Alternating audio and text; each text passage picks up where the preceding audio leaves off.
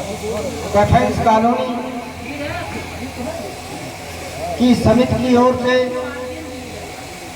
बाबा साहब डॉक्टर भीमराव अंबेडकर जी के 135वें जयंती के अवसर पर आज यहाँ कार्यक्रम आयोजित किया गया है।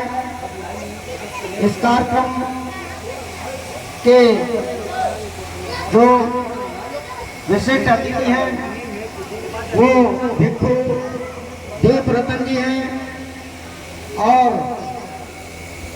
इसके समिति के जो अध्यक्ष हैं वो राजेश कुमार हैं, महामंत्री राकेश कुमार हैं और हमारे मंच पर आसीन सुमित अग्रहरी जी, अजीत जी, संजय तिवारी जी और बाबा साहब डॉक्टर भीमराव अंबेडकर एवं संत रविदास सर्वर रविदास जन्मोत्सव समिति ओईएफ के कोषाध्यक्ष अशोक कुमार जी, अध्यक्ष रोहित जी, तथागत गौतम बुद्ध जन्मोत्सव समिति के कोषाध्यक्ष रतन कुमार जी, अनिल किशोर जी, प्रमोद जी और नीतू सिंह जी। विषय इस बात का नहीं है कि आज अंबेडकर जयंती या अंबेडकर जी के जन्म का दिन है। बाबा साहब भीमराव अंबेडकर जी का जन्म 14 अप्रैल 1891 में हुआ था, किंतु उस महामानव ने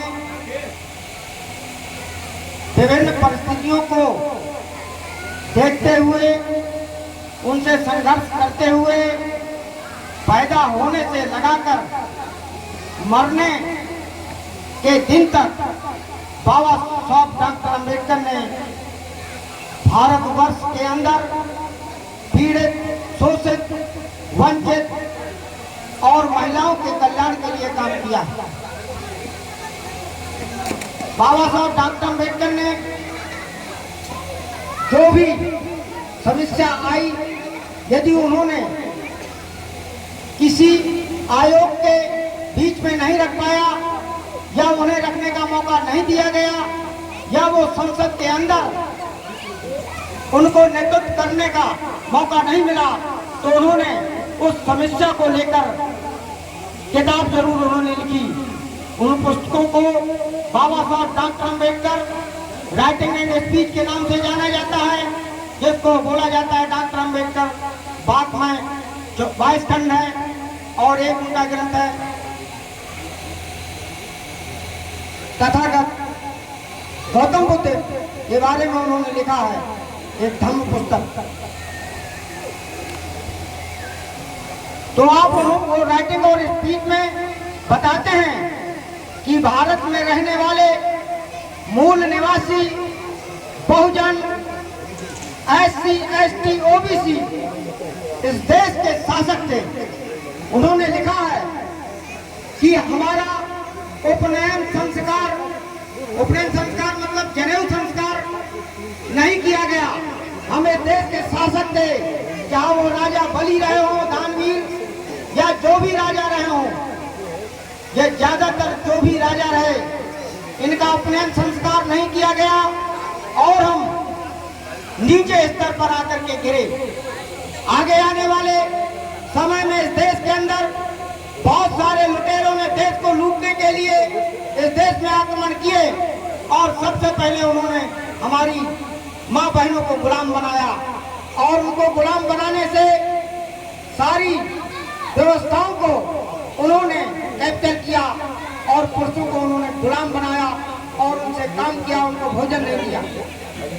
अंततः इस आजादी की लड़ाई में बहुत सारे लोगों ने संघर्ष किया एवं हमने कांग्रेस की स्थापना की और उस कांग्रेस की स्थापना के माध्यम से इस देश के अंदर आजादी के आंदोलन को लड़ा गया। अंग्रेजों को भारत से भगाने के लिए जो आंदोलन किया गया वो कोई आजादी का आंदोलन नहीं था, वो सिर्फ इस देश की सत्ता को कुछ सीमित लोगों के हाथों में देने का षड्यंत्र था और वो सत्ता कुछ सीमित लोगों के हाथों में अंग्रेजों ने सौंपनी चाहिए। तब बाबा साहब डॉक्टर अम्बेडकर ने उसके संघर्ष के लिए कि वंचित और पीड़ित लोगों के लिए उनके अधिकार कैसे मिलेंगे, तब इस देश के अंदर साइमन कमीशन नाम का एक आयोग बैठाया गया और उसमें इस देश के अंदर जो लोग शिक्षा से वंचित थे, जिनके पास रोजगार का अधिकार नहीं था, जिनको बोलने का अधिकार नहीं था, ये सारे अधिकारों को प्रदत्त करने के लिए बाबा साहब डॉक्टर अम्बेडकर ने पूरे देश के अंदर सर्वे कराया। ये सर्वे का नाम है साइमन कमीशन। साइमन कमीशन सर्वे होने के बाद इस भारत के अंदर जो साइमन कमीशन का सर्वे नहीं होना देना चाहते थे, उन्होंने साइमन कमीशन गो बैक के नारे लगाए कि साइमन कमीशन भारत छोड़ो, भारत से वापस चले जाओ, क्योंकि इस देश के अंदर वंचित पीड़ित महिलाओं और गरीबों को अधिकार मिलने वाले थे। तब भी बाबा साहब ने प्रयास किया और प्रयास करने के बाद आप लोगों को वोट का पावर मिला और वोट के पावर मिलने के बाद इस देश के अंदर आपको प्रतिनिधित्व मिलने वाला था और आपको 2 वोट का पावर मिलने वाला था। आप अपने लिए, अपने आरक्षित सीटों के लिए, अपने वर्ग के लिए 1 वोट देकर अपना शासक बनाएंगे और दूसरा सामान्य श्रेणी के चयनकर्ताओं को वोट देकर के आप उनको शासक बनाएंगे।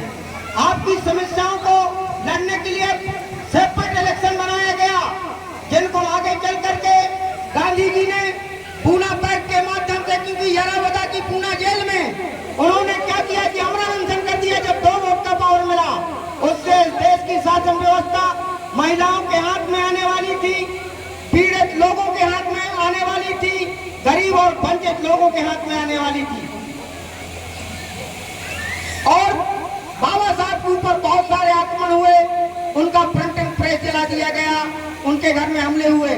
लास्ट में पूना जेल के अंदर गांधी जी और बाबा साहब के बीच में समझौता हुआ और समझौता होने के बाद ये आया कि हमको नौकरियों में प्रतिनिधित्व मिलेगा, राजनीति में, विधानसभाओं, लोकसभाओं में प्रतिनिधित्व मिलेगा, रोजगार में प्रतिनिधित्व मिलेगा और शासन सत्ता में भी भागीदारी सुनिश्चित होगी। किंतु आज लोग उसको आरक्षण के नाम से बोल रहे हैं। वो आरक्षण नहीं है, वो हमारा प्रतिनिधित्व है। हम प्रतिनिधि बन करके वहाँ डेलीगेशन करेंगे कि महिला की सीट पर महिला ही लड़ेगी, महिला जीत कर जाएगी और लोकसभा विधानसभा में प्रतिनिधित्व करेगी, IAS, PCS, कलेक्टर बनेगी, जज बनेगी, इंजीनियर बनेगी, पायलट बनेगी। ये आपकी हिस्सेदारी, आपका प्रतिनिधित्व है, आरक्षण नहीं है। आरक्षण तो रेलवे टिकट का होता है कि 2nd क्लास में जाओगे कि 1 क्लास में जाओगे कि 2 क्लास में जाओगे। आरक्षण रेलवे का है। इसलिए हम भाषा को आरक्षण की भाषा नहीं बोलते हैं। संविधान में सत्ता हस्तांतरण इसलिए हुआ क्योंकि हमारे लोगों को अधिकार मिल सके, इसलिए बाबा साहब डॉक्टर अम्बेडकर ने उन अधिकारों को लड़ाई लड़ी।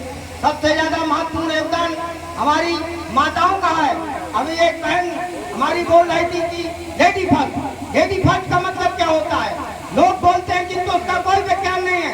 इस देश के अंदर मात्र सत्तात्मक सत्ता थी और ये देश माँ के नाम से जाना जाता था और जो भी संपत्ति ट्रांसफर होती थी वो माँ के नाम से आती थी और माँ के नाम से उसकी पुत्री के नाम ट्रांसफर होती थी। पुरुषों को संपत्ति रखने का कोई अधिकार नहीं था। आज भी पूरे विश्व के अंदर और भारत के अंदर जो आदिवासी इलाके हैं, जहाँ अभी भी भारत के संविधान की कोई गूंज वहां तक नहीं पहुंच पाई है। इस देश का प्रशासन वहाँ अंदर उनको अभी साक्षर नहीं कर पाया है। आज भी वहाँ पर मात्र सत्तात्मक सत्ता है। जब विवाह होता है तो उस महिला की मर्जी से होता है कि कहाँ विवाह करना है और नहीं करना है। वहाँ बारात महिला लेकर जाती है, पुरुष लेकर नहीं जाता है। और सारे खाने पीने की व्यवस्था सारे लोग वो लड़के वाले करते हैं। उसे बोलते हैं मात्र सत्तात्मक सत्ता, इसलिए उसको बोला गया लेडी फर्स्ट। किंतु आज देश के अंदर आजादी के बाद से इस देश के अंदर सत्तात्मक सत्ता लागू कर दी गई। पदमाता।